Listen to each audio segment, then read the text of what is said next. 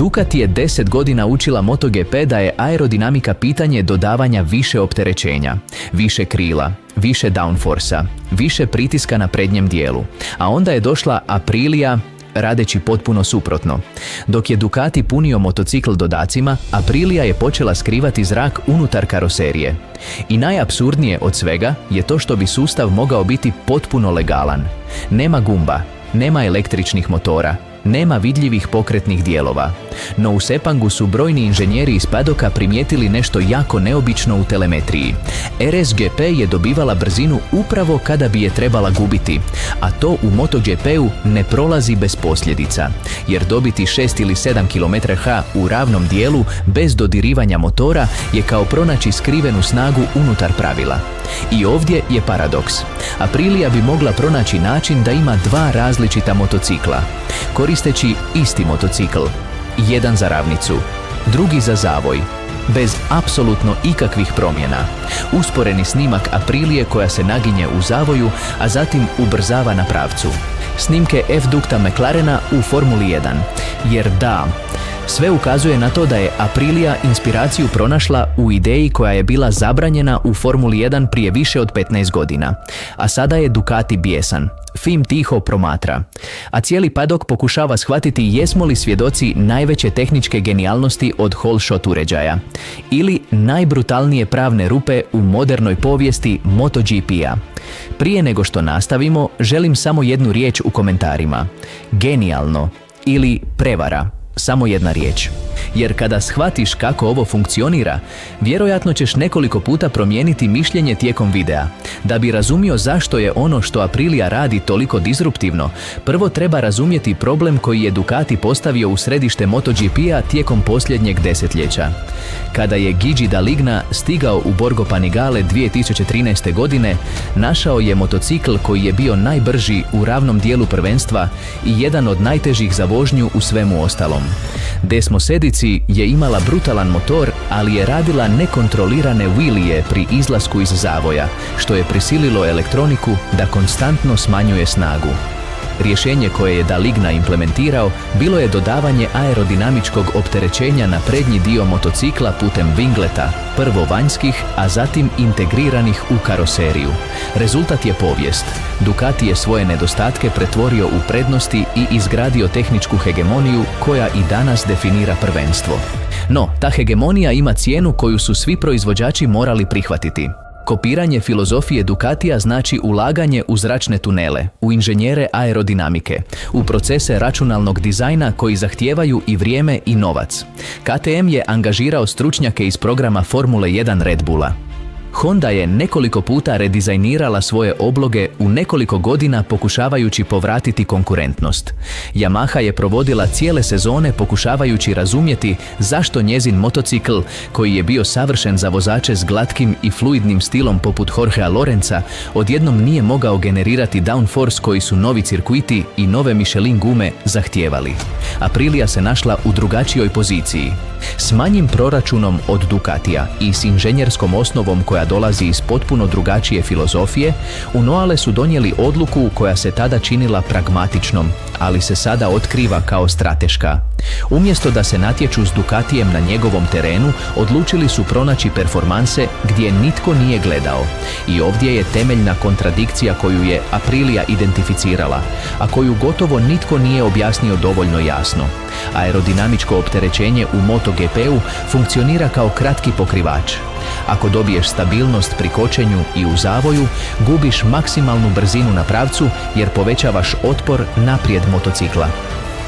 Ducati je prihvatio taj kompromis i upravljao njime s bruto snagom svog motora i mehaničkim uređajima poput whole shot uređaja koji su kompenzirali gubitak na pravcu s prednostima u drugim trenucima kruga.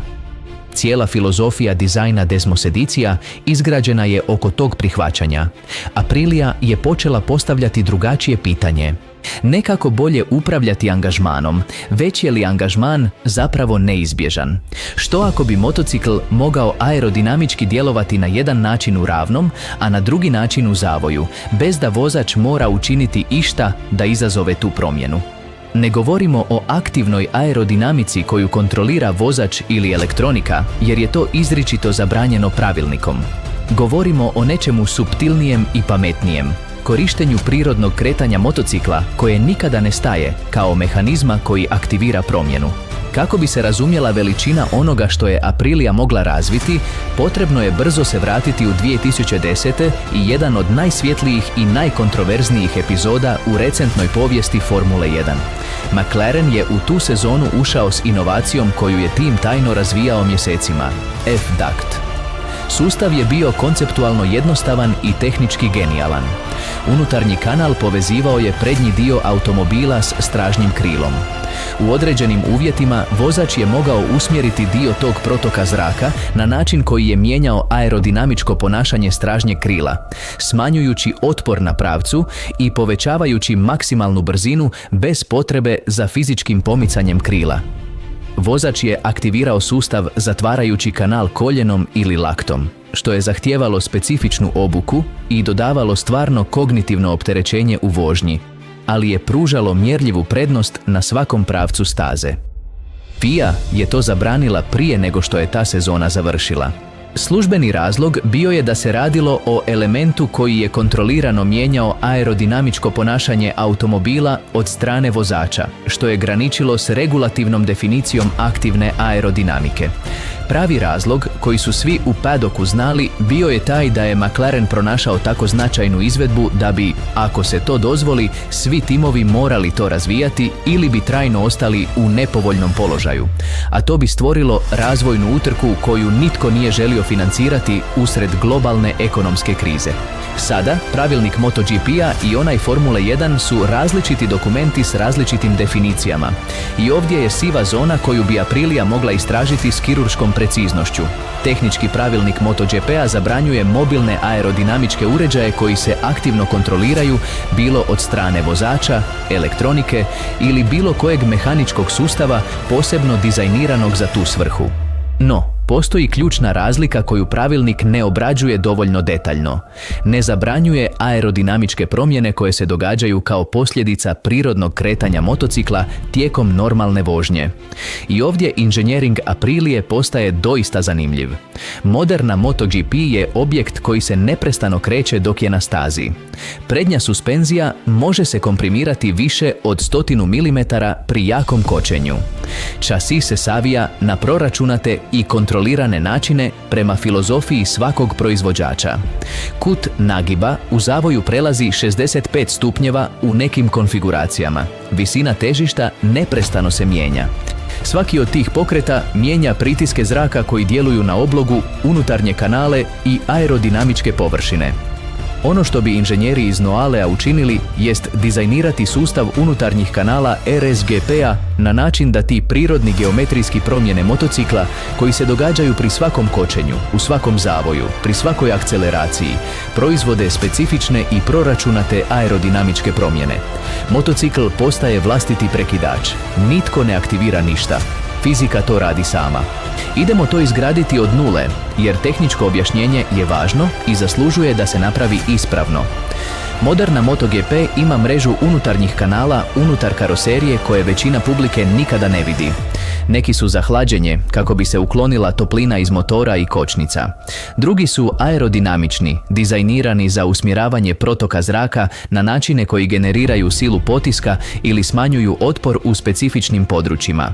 Prema teoriji koja kruži među inženjerima u padoku, Aprilia bi u RSGP dizajnirala sustav kanala koji koristi već postojeće zone za dodatnu funkciju koju propisi ne predviđaju eksplicitno.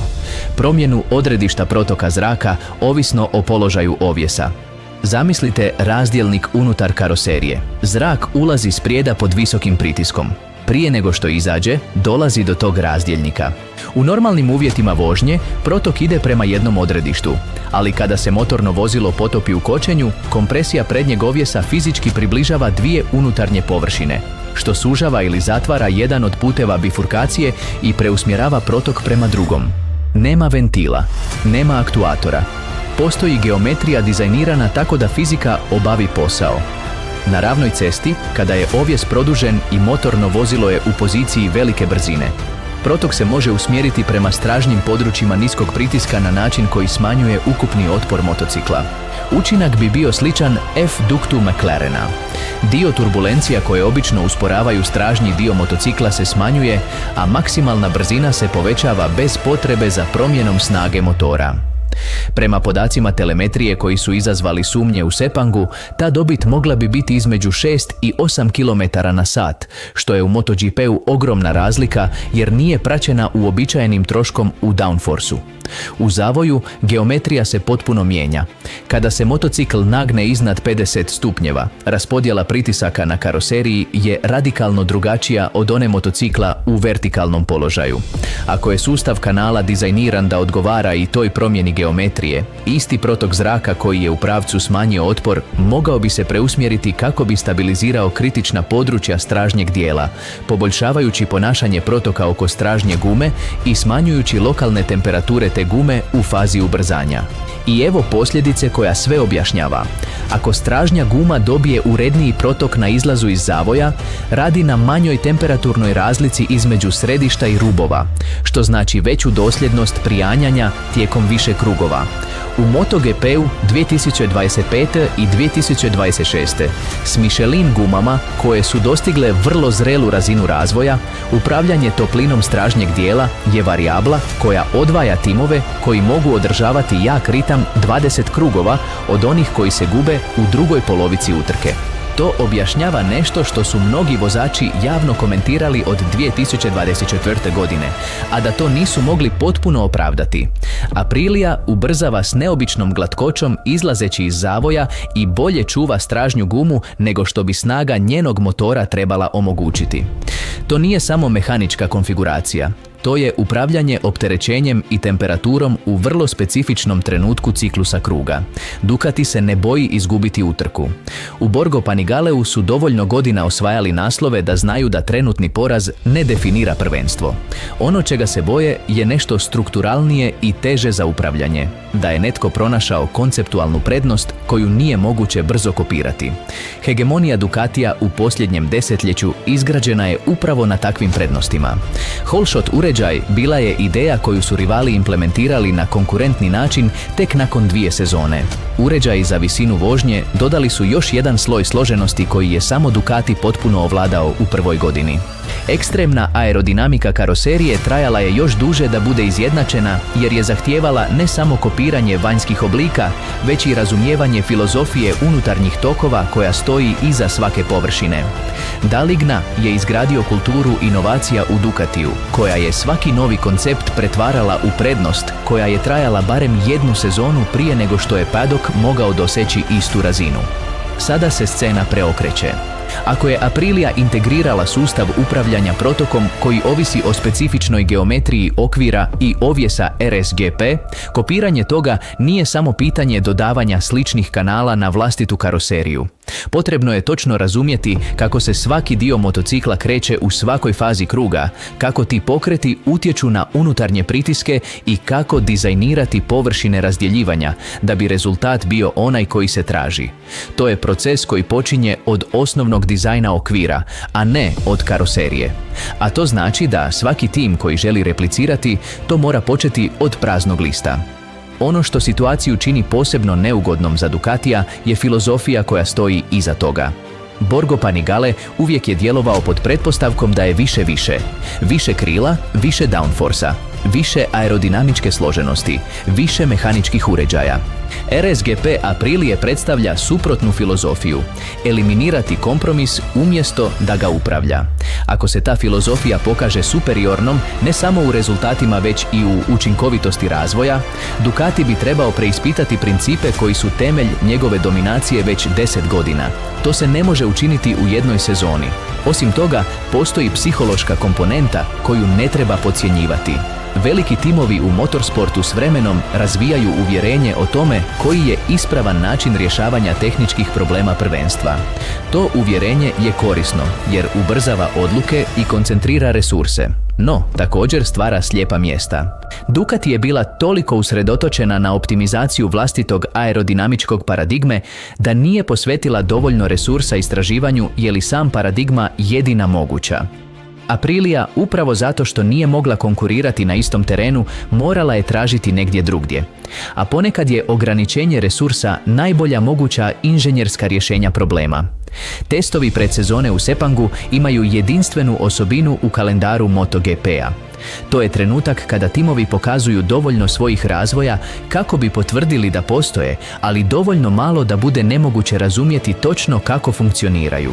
Cijeli pedok tijekom tih dana funkcionira kao sustav distribuirane inteligencije. Svaki inženjer, svaki mehaničar, svaki tehnički novinar pokušava prikupiti fragmente informacija koji sami po sebi ne govore ništa, ali koji u kombinaciji s dostupnim telemetrijskim podacima daju djelomičnu sliku onoga što se događa.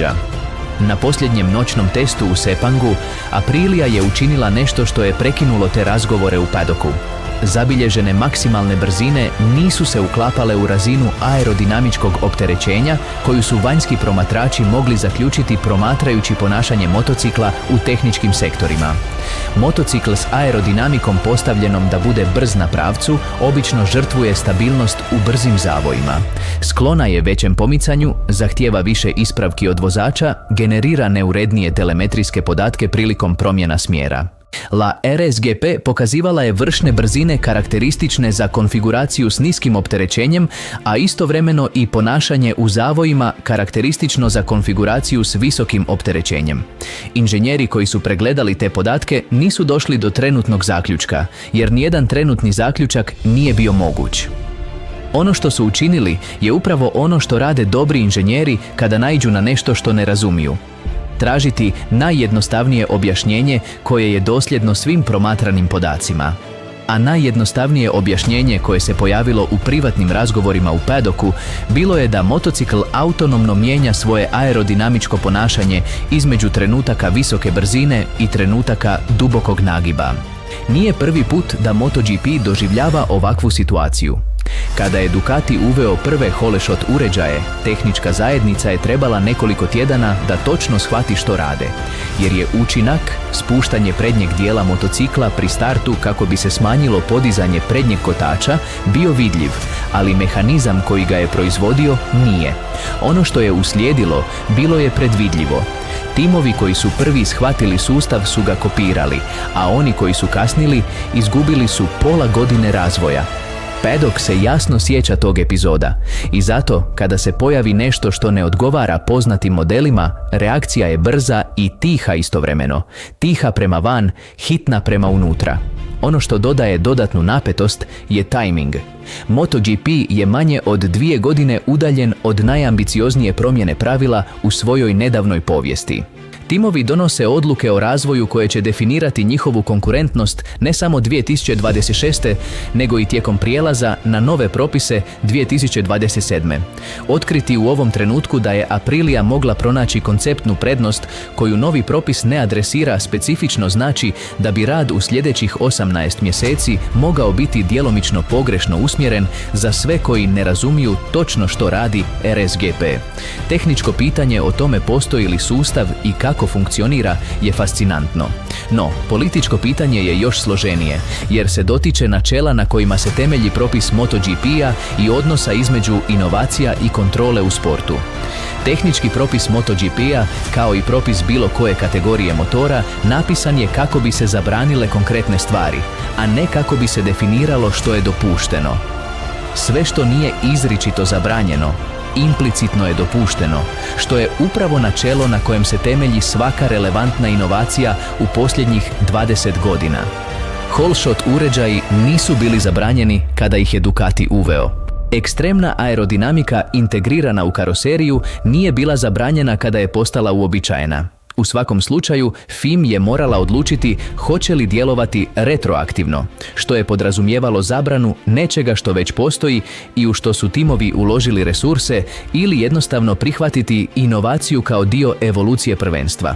Sa mogućim sustavom Aprilije situacija je delikatnija jer je sam koncept teže precizno definirati u pravilničkom jeziku.